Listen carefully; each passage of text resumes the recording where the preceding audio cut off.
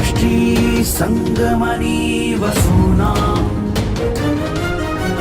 चिकितुषी प्रथमा यज्ञियानां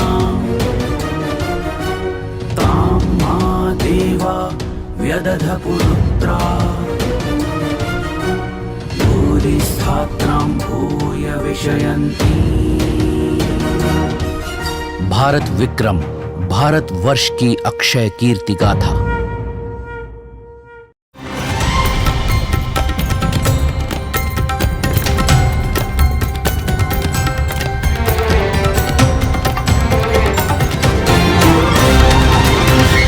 विक्रम संवाद, विक्रमादित्य, उनके युग तथा भारत विद्या से साक्षात्कार।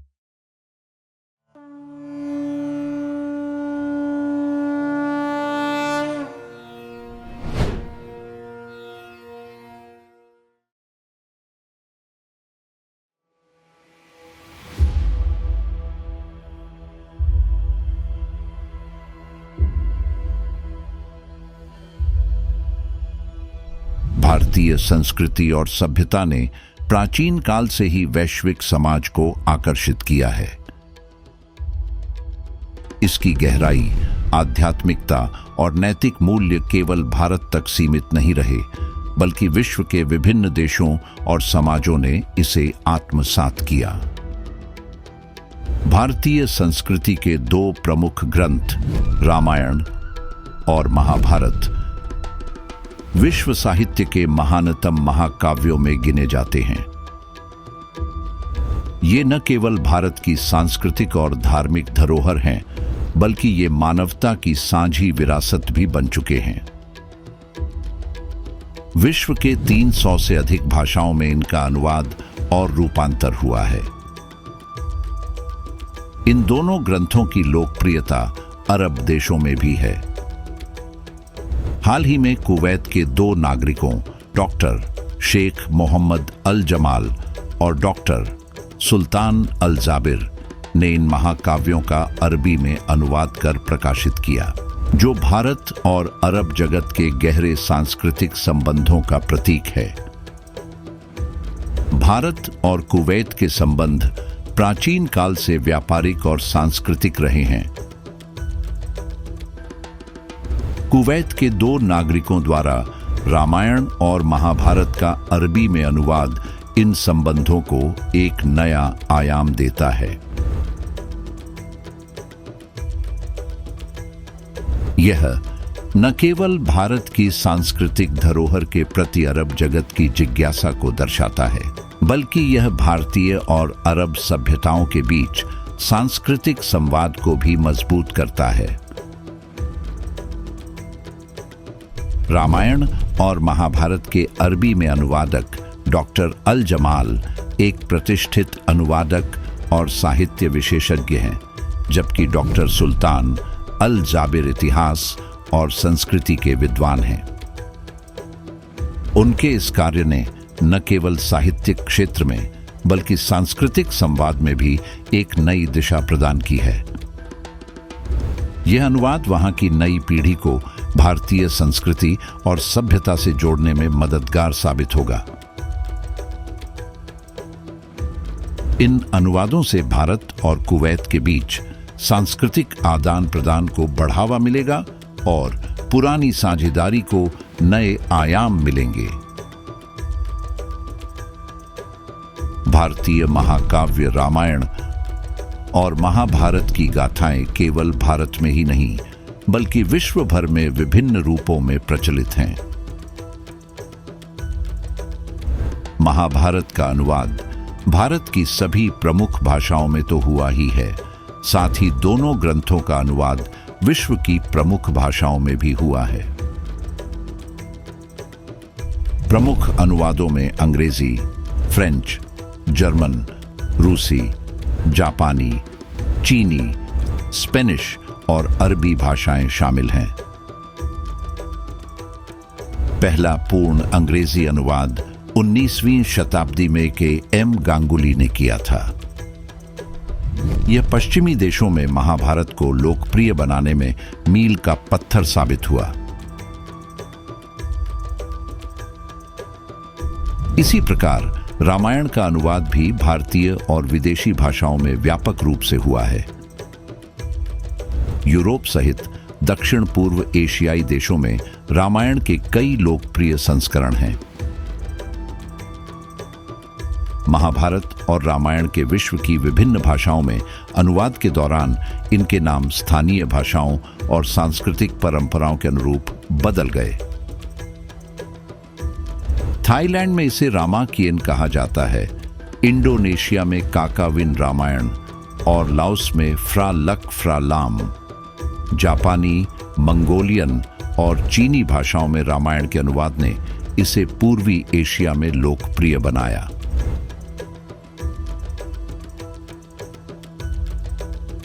महाभारत के नाम विभिन्न भाषाओं में: अंग्रेजी द महाभारत, फ्रेंच ले महाभारत, जर्मन दास महाभारत, रूसी महाभारत, जापानी महाभारत, चीनी मोहे पोलो दुओ, स्पेनिश ई महाभारत, अरबी अल महाभारत, थाई महाभारत, इंडोनेशियाई महाभारत।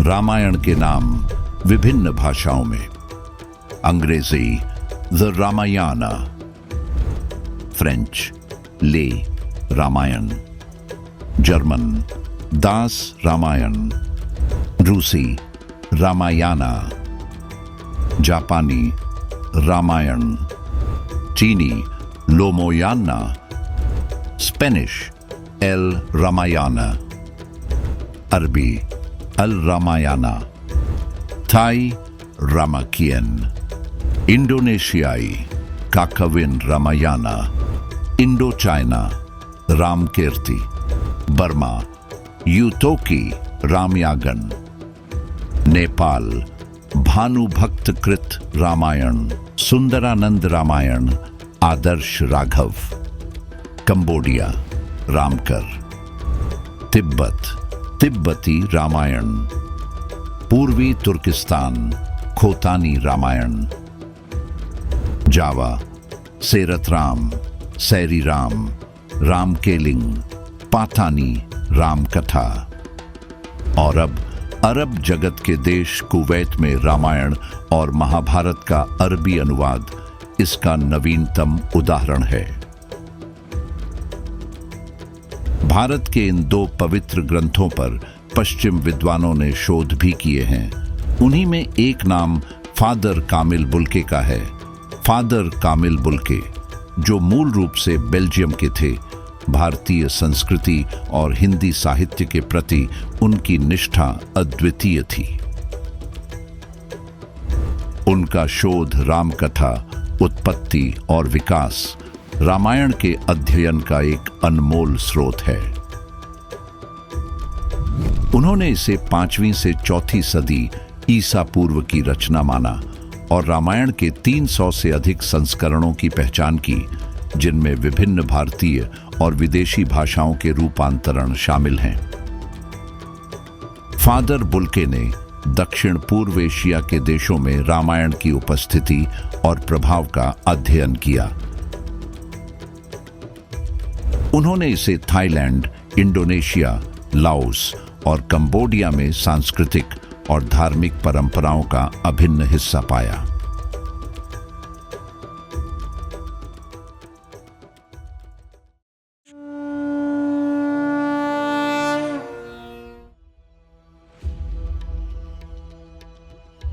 इन महाकाव्यों का प्रभाव केवल साहित्य तक सीमित नहीं रहा, बल्कि इन्हें कई देशों के पाठ्यक्रमों में भी शामिल किया गया है। इंडोनेशिया में, जो विश्व का सबसे बड़ा मुस्लिम बहुल देश है, वहां की पाठ्यपुस्तकों में रामायण और महाभारत का उल्लेख मिलता है। इन कहानियों को वहां की सांस्कृतिक धरोहर का हिस्सा माना जाता है और इन पर आधारित नृत्य नाटक वहां अत्यंत लोकप्रिय हैं। इसी प्रकार थाईलैंड में रामाकियन को शाही ग्रंथों में स्थान प्राप्त है और इसे स्कूलों में पढ़ाया जाता है। भारत में भी ये महाकाव्य न केवल साहित्यिक अध्ययन का हिस्सा है, बल्कि नैतिक शिक्षा के पाठ्यक्रम में भी इनका उपयोग होता है।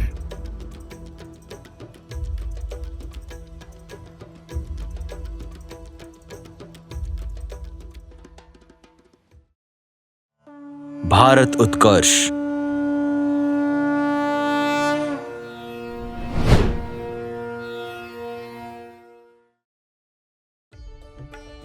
भारतवर्ष में जब भी ज्योतिर्लिंग की बात होती है तो 12 ज्योतिर्लिंग बताए जाते हैं। यही मान्यता भी है। किंतु अखंड भारत में 13वें ज्योतिर्लिंग का उल्लेख भी मिलता है। इसे चंद्रनाथ ज्योतिर्लिंग की मान्यता प्राप्त है। यह 13वां ज्योतिर्लिंग अखंड भारत के बंगाल में और वर्तमान में बांग्लादेश के चट्टगांव में स्थित है। यह मंदिर न केवल अपनी प्राकृतिक सुंदरता के लिए प्रसिद्ध है, बल्कि इसका गहरा पौराणिक महत्व भी है। चंद्रनाथ मंदिर परिसर देवी के 51 शक्तिपीठ में से भी एक है। चंद्रनाथ शिवलिंग के ज्योतिर्लिंग के रूप में मान्यता का उल्लेख प्राचीन चरित्र कोश के ज्योतिर्लिंग खंड में मिलता है। चरित्र कोश में शिव ग्रंथ के आधार पर यह उल्लेख किया गया है। हालांकि इस पर विद्वानों में मतभेद है, क्योंकि 12 ज्योतिर्लिंगों की आधिकारिक सूची में इसका नाम नहीं है। फिर भी इस मंदिर की महिमा और श्रद्धा अद्वितीय है। चंद्रनाथ पहाड़ी के शिखर पर यह मंदिर लगभग 350 मीटर ऊंचाई पर है। इस मंदिर का पौराणिक संबंध माता सती और भगवान शिव की कथा से जुड़ा हुआ है। दक्ष यज्ञ के दौरान जब माता सती ने अपने पिता दक्ष द्वारा भगवान शिव का अपमान सहन न कर पाने के कारण यज्ञ की अग्नि में आत्मदाह कर लिया था, तब भगवान शिव क्रोधित हो गए थे। वे सती के शरीर को लेकर ब्रह्मांड में तांडव करने लगे थे। इस स्थिति को नियंत्रित करने के लिए भगवान विष्णु ने अपने सुदर्शन चक्र से सती के शरीर को कई टुकड़ों में विभाजित कर दिया था। ये टुकड़े भारतीय उपमहाद्वीप के विभिन्न स्थानों पर गिरे, जो शक्तिपीठों के रूप में पूजे जाते हैं। माना जाता है कि चंद्रनाथ मंदिर उस स्थान पर स्थित है जहां माता सती का दाहिना हाथ गिरा था, इसलिए यह एक शक्तिपीठ भी है। मंदिर की वास्तुकला भी दर्शनीय है। मंदिर के गर्भगृह में देवी भवानी और भगवान चंद्रशेखर की मूर्तियां स्थापित हैं। यहां देवी को भवानी के रूप में पूजा जाता है और भगवान शिव चंद्रशेखर के रूप में विराजमान हैं। प्राचीन समय में इस स्थान पर साधुओं और भक्तों का आना जाना होता था और यह स्थान ध्यान और साधना के लिए प्रसिद्ध था। चंद्रनाथ मंदिर का उल्लेख कई प्राचीन धार्मिक ग्रंथों में भी मिलता है, जो इसकी प्राचीनता और महत्व को प्रमाणित करते हैं। मंदिर का उल्लेख कई यात्रियों और इतिहासकारों ने किया है। इसके निर्माण से जुड़ी कई लोक कथाएं और मान्यताएं प्रचलित हैं। राजमाला में बताया गया है कि लगभग 800 साल पहले गौर के प्रसिद्ध आदिसुर के वंशज राजा विश्वंभरसूर ने समुद्र के रास्ते चंद्रनाथ पहुंचने की कोशिश की थी। निगम कल्पतरु में कवि जयदेव के चंद्रनाथ में कुछ समय तक रहने का उल्लेख है। एक कथा के अनुसार त्रिपुरा के राजा धन्यमाणिक्य चटगांव से चंद्रनाथ से भगवान शिव के लिंग प्रतीक शिवलिंग को लाना चाहते थे। तदनुसार स्थल पर खुदाई शुरू हुई, लेकिन राजा को जल्द ही एहसास हुआ कि वह अपने सर्वोत्तम प्रयासों के बावजूद शिवलिंग को स्थानांतरित नहीं कर सकता। तब राजा ने खुदाई रुकवा दी। स्थानीय मान्यताओं के अनुसार इस मंदिर का संबंध महाभारत काल से भी जोड़ा जाता है।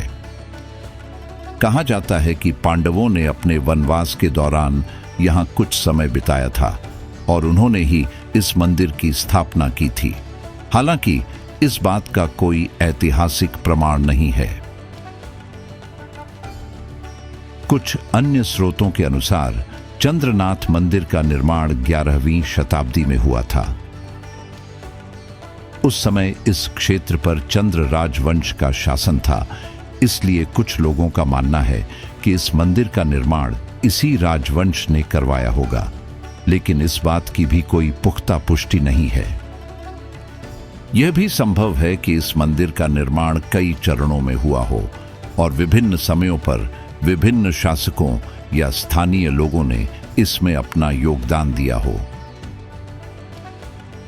मंदिर की वास्तुकला में भी विभिन्न शैलियों का मिश्रण देखने को मिलता है, जो इस बात का संकेत देता है कि इसका निर्माण एक लंबे समय में हुआ होगा।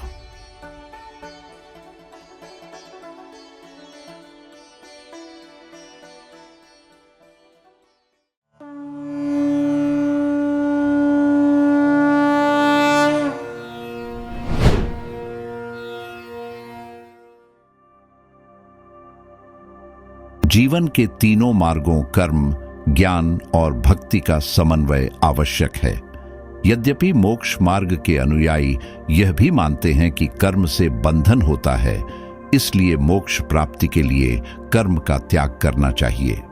दूसरी ओर कर्म योगियों का मानना है कि ज्ञान पूर्वक भक्ति भाव से अनासक्त रहकर जो कर्म किया जाता है, यह बंधन नहीं है। गीता में अर्जुन को उपदेश देते हुए श्री कृष्ण ने कर्मयोग का महत्व बताया है। वे कहते हैं, कर्म न करने की अपेक्षा कर्म करना श्रेष्ठ है।